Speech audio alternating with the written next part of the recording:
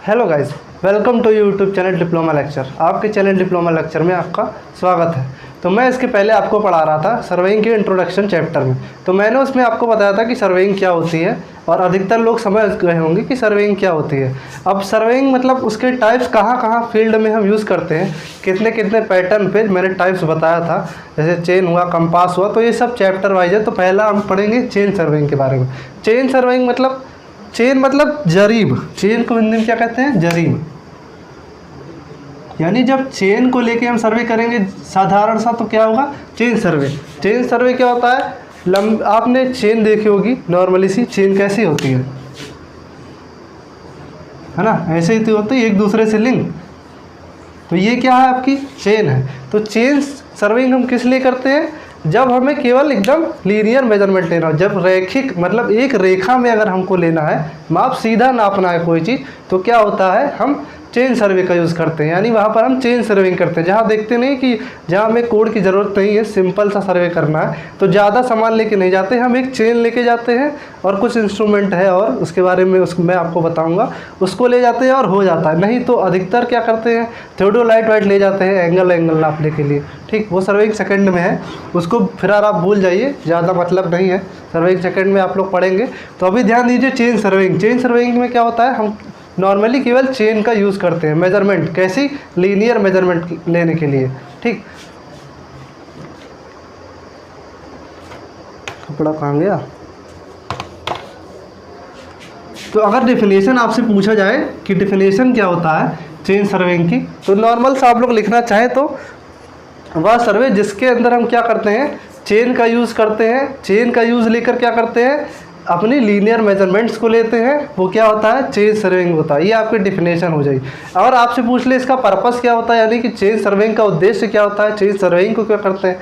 क्यों? Linear measurement लेने के लिए। ठीक, सिंपल सा। तो आपका क्या हो गया?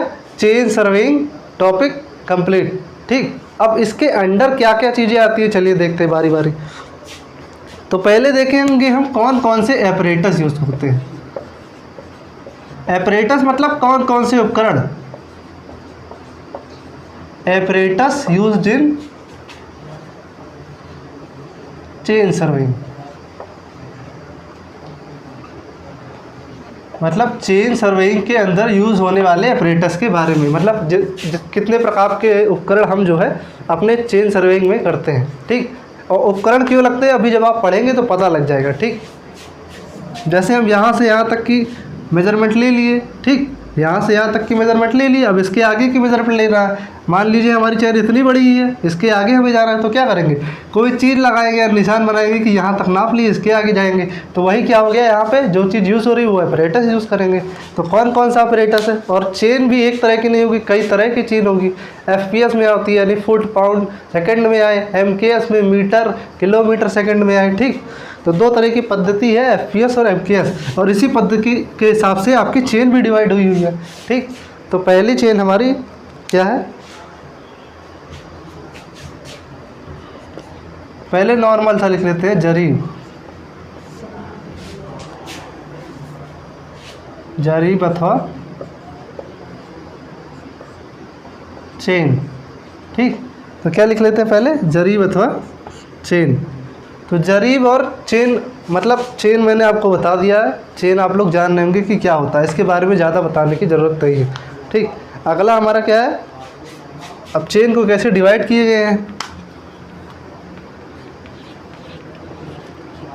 100 फुट जरीब। ठीक, घंटर राजस, सबके नाम लिख लेते हैं बारी बारी।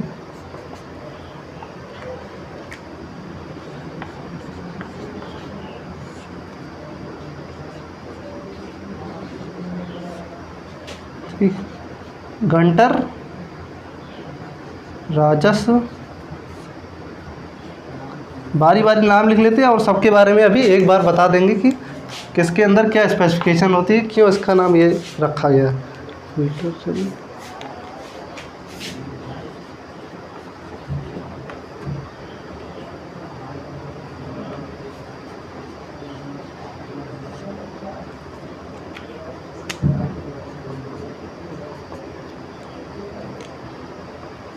इस्पाती पत्ती, यानी कि इसको स्टील बैंड भी कहते हैं। इस्पाती पत्ती को लिखना चाहिए इंग्लिश में स्टील बैंड। ठीक, तो पहले इतना पढ़ लेते हैं कि कौन कौन से एपरेटस हमारे चेन सर्विंग में यूज़ होते हैं, और भी हैं अभी आगे बता रहे हैं। पहला क्या है, जरीब और चेन। ठीक, नॉर्मल चेन, अगर आपसे पूछे चेन कैसी होती है, ठीक, चेन कैसी होती है, पहले आपका क्या होता है, एक सर्कुलर और एक अंडाकार, फिर एक सर्कुलर, फिर एक अंडाकार, फिर एक सर्कुलर, फिर एक अंडाकार। ठीक, तो मतलब इस तरीके से बनी रहती है। ठीक, आपकी चेन किसके कम्बिनेशन से बनती है, और ये जब चीज़ें बीच में हैं ये क्या होती हैं, कड़ियाँ। क्या होती हैं, कड़ियाँ, यानी ये सब लिंक्स हैं। क्या बोलते हैं इनको, लिंक, कड़ियाँ। ठीक, ये सब क्या है, लिंक है। ठीक, एक दूसरे से लिंक होके बनी ना, तो ये सब क्या है, कड़ियाँ है, ये सब लिंक है। ठीक, वो लिंक को कनेक्ट करके हमारी क्या होती है, द कलेक्शन ऑफ लिंक, मतलब अगर कहना चाहे नॉर्मली तो क्या होता है, चेन। ठीक, द कॉम्बिनेशन ऑफ, अगर कहें तो combination of link, sorry collection नहीं कॉम्बिनेशन कहें, क्योंकि कंबाइन किया जा रहा है लिंक्स को। ठीक,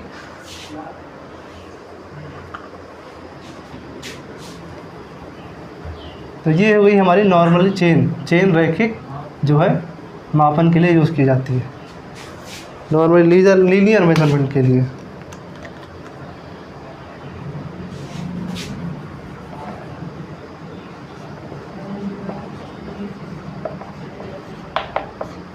ठीक, अगला क्या है, 100 फुट की जरीब। 100 फुट की जरीब क्या होती है, ये आपकी 100 फुट लंबाई में होती है। ठीक, कितनी होती है, 100 फुट लंबाई में आपकी ये जरीब होती है। और इस जरीब में क्या होता है, वही आपको जो मैंने लिंक्स बना के बताई थी, लिंक बनी रहती है। ठीक, और लिंक के एकदम लास्ट में जो जहाँ से क्या होता है कि जैसे लिंक पूरी आपने बना दी और दोनों साइड पकड़ने के लिए क्या बन रहते हैं, हैंडल बने रहते हैं ना। लिंक जब पहले सिरे पे और आखिरी सिरे पे, ठीक, पकड़ने के लिए, जैसे हमें वहाँ से यहाँ तक नापना, कह दिए भाई चेन पकड़ के वहाँ पे खड़े हो जाओ, तो किससे पकड़ेंगे, एक हैंडल बना हुआ उसमें पकड़ने के लिए, जिससे कि वो उधर खड़े होकर हम इधर खड़ के उसको जितनी लेंथ है, जितनी लंबी होगी हमें उसमें लिखा होगा, पता होगा, उस हिसाब से हम माप लेंगे। ठीक, ये हो गई 100 फुट की जरीब। उसके बाद क्या है, गंटर जरीब। गंटर जरीब को, इसका नाम गंटर क्यों पड़ा, ये क्या होती है, 66 फुट की होती है। कितने फुट की होती है, ये कितने फुट की होती है आपकी, 66 फुट की होती है। 66 फुट की होती है और इसमें क्या होता है, 100 कड़ियाँ लगी रहती है। ठीक, 100 कड़ियाँ। ठीक, जैसे एक, फिर ये, ठीक, सॉरी, ठीक, तो ऐसे करके एक एक कड़ी करके 100 कड़ियाँ लगी रहती है। कितनी लंबी होती है, 66 फुट की होती है। ठीक, ये क्या होती है आपकी, ओ सॉरी इसमें होगी, ठीक, गंटर जरीब है। ठीक है, क्या है ये, गंटर जरीब है, 66 फुट की। अगली क्या है हमारी, राजस्व। ये सब जरीब जो है एफपीएस सिस्टम पे होती है। ठीक, फुट पर सेकंड, यानी फुट में नापा जाता है इससे, क्योंकि लिखा हुआ है ना 100 फुट की, फिर गंटर जरीब होती है 11 फुट की, तो ये सब एफपीएस में चलती है। ये सब अब उतना यूज़ नहीं होती। ठीक, लगभग एक तरह से समझ लीजिए नगण्य होता है इसका यूज़, ज़्यादा यूज़ नहीं होता। राजस्व जरीब क्या होती है, राजस्व जरीब जो होती है आपकी कितने फुट की रहती है, 33 फुट की रहती है। 33 फुट की होती है और कितनी कड़ियाँ होती है, 16 कड़ियाँ लगी रहती है। ठीक, राजस्व जरीब को अगर इंग्लिश में कहेंगे तो रेवेन्यू चेन कहते हैं। ठीक, इसको कहते हैं रेवेन्यू। गंटर जरीब, मतलब जरीब को क्या कहेंगे, गंटर चेन कहेंगे।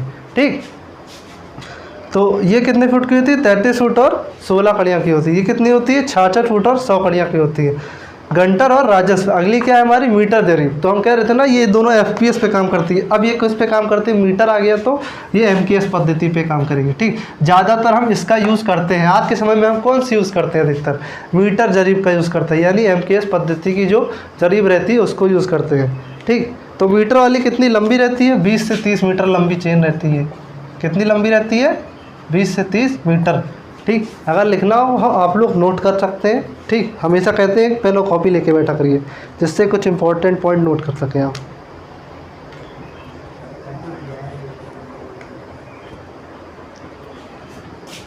कितनी कड़ियाँ होती है, 100 से 150। ठीक, लिंक होते हैं।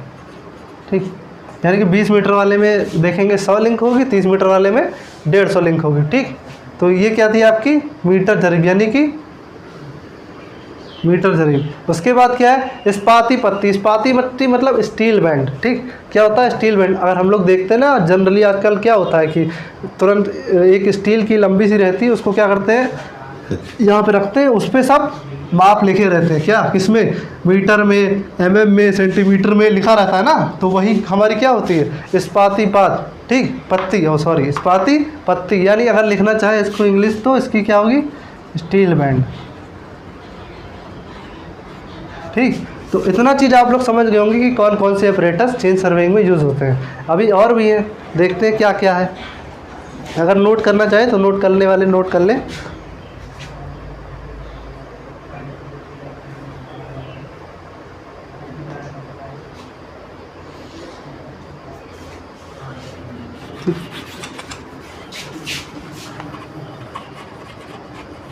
अगर आपको चीज़ें डिटेल में पढ़नी है, जैसे आपको लग रहा है कि पेपर में लिखना है तो कम है, तो आप एक बार चाहे तो नोट से पढ़ सकते हैं, उसमें ब्रीफ में लिखा हुआ है चीज़ें।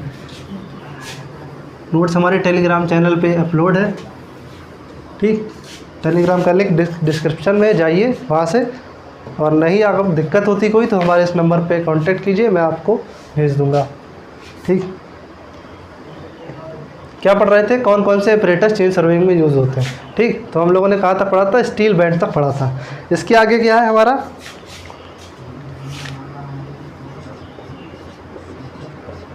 क्या है, फीता यानी टेप, ठीक। फीता टेप क्या होता है, ये जनरली क्या होता है, बहुत मजबूत नहीं होता। ये तनाव या अगर जैसे खींचे झटका लगे तो टूट जाता है। इसके पहले क्या था, जरीब चेन थी, बहुत मजबूत थी। जब हमारे पास चेन नहीं थी, मेटलिक चीज़ें नहीं थी, तो हम नॉर्मल फीते का यूज़ करते थे, ठीक। फीते का यूज़ करते थे। फीते का यूज़ किस लिए करते थे, नॉर्मल आपकी मेज़रमेंट लेने के लिए, खसके की मेज़रमेंट लेने के लिए, ठीक, सामान्य सी। तो यही क्या होता था हमारा फीता, सिंपल सा, एक समझ लीजिए सूत के कपड़े का कहना चाहे तो, ठीक। तो टाइप्स चलिए देख लेते हैं फीते के, जिससे आपको और पता लगेगा कि फ़ीते के बारे में, किस किस तरह के फ़ीते हम लोग यूज़ करते हैं।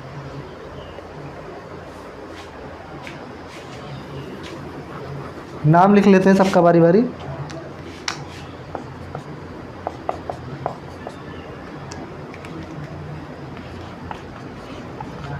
सूती फीता, ठीक। लाइन एंड टेप अगर लिखना चाहें इसकी इंग्लिश मीडियम वाले, लाइन एंड टेप, ठीक।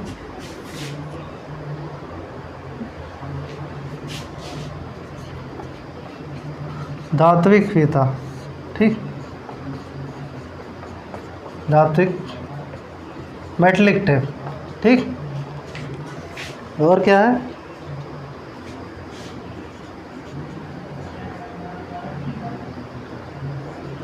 इस्पाती फीता यानी का स्टील टेप,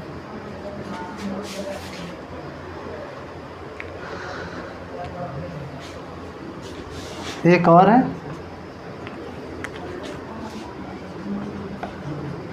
इनवार फीता यानी कि इनवार टेप, ठीक। अगर आपसे पूछा जाए टेप क्या होता है, तो टेप मैंने आपको बता दिया है। और टेप्स के टाइप्स के बारे में पूछा जाए तो क्या क्या लिखेंगे आप लोग, सूती फीता, धात्विक फीता, इस्पाती फीता और इंतवार फीता। इंग्लिश में क्या हो जाएगा, लाइन एंड मेटलिक, स्टील और इंतवार, ठीक।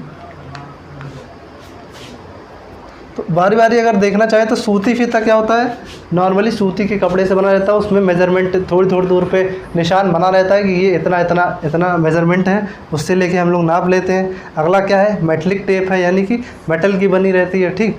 और नीचे क्या है फिर अगला, इस्पाती स्टील की टेप है, ठीक। अगला क्या है, इनवार टेप। तो इन सब के बारे में ज़्यादा हम आपको नहीं बताएंगे। अगर आपको और डिटेल में जैसे ज़्यादा चाहिए तो नोट्स में जाके देख लीजिए। छोटी छोटी चीज़ें, कुछ चीज़ें आपको खुद से भी पढ़नी पड़ेगी, ज़्यादा थ्योरी करेंगे तो टाइम ज़्यादा लगेगा, ठीक। इसीलिए बस छोड़ रहे हैं।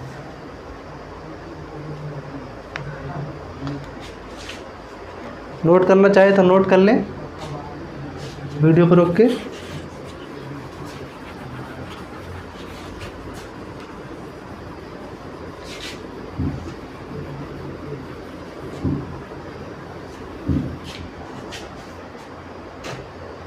पंखा चल रहा है, पंखा बंद कर देते हैं, नहीं आप लोग को आवाज़ आएगी बैकग्राउंड में।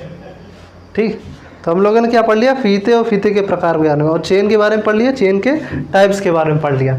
अगला हमारा टॉपिक क्या है, उसमें कौन कौन से इंस्ट्रूमेंट यूज़ करते हैं। जब हम लोग चेन सर्विंग करते हैं तो किन किन चीज़ों का यूज़ करते हैं उसके बारे में पढ़ेंगे। ठीक, तो पहले नेम लिख लेंगे कौन कौन से इंस्ट्रूमेंट है। रेंजिंग रॉड, एरो, ठीक, रेंजिंग रॉड, एरो, और क्या है, पेग्स, खा लेते हैं हम, खा इस तरीके से बार बार बढ़ना पड़ रहा है। और कौन सी है, सेट रॉड, ठीक, मैलेट, मैलेट मतलब लकड़ी का हथौड़ा होता है। क्या होता है, लकड़ी का हथौड़ा, इसी को मैलेट कहते हैं। झंडियाँ यूज़ करते हैं, अभी बता रहे हैं बारी बारी कि किसका यूज़ कहाँ होता है। डायग्राम भी है, डायग्राम बता देंगे, समझ में आ जाएगा। प्लम बॉब, इसको कुछ लोग जानते होंगे, साहुल, ठीक, तो इतनी चीज़ें हैं। तो पहला क्या है हमारा, रेंजिंग रॉड है। रेंजिंग रॉड क्या होता है, एक रॉड होती है, ठीक, इस तरीके से,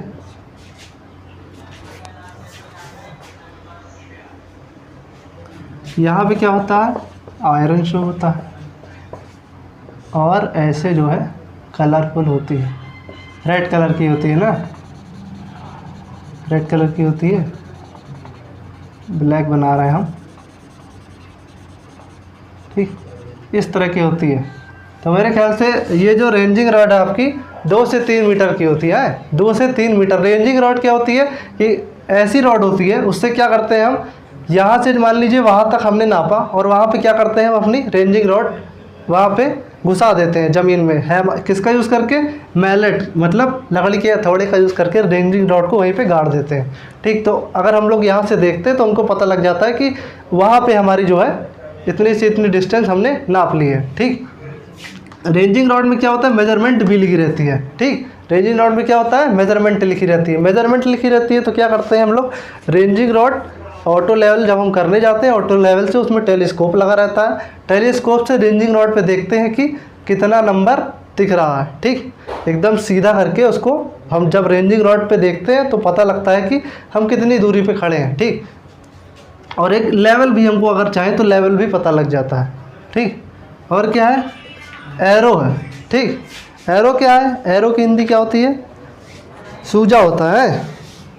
एरो का शेप दिखा देते हैं आपको इस तरीके से। अगर कहीं हमने मेजरमेंट ले ली है और उसको फिर निशान से दर्शाना है, और वहाँ पे झाड़ी वाड़ी ज़्यादा है थोड़ा मतलब, और मान लीजिए कोई चीज़ ऐसा है कि दिक्कत भी है लगाने में, कोई ज़मीन कहीं कठोर होती है, तो कहाँ क्या यूज़ करते हैं, एरो का यूज़ करते हैं।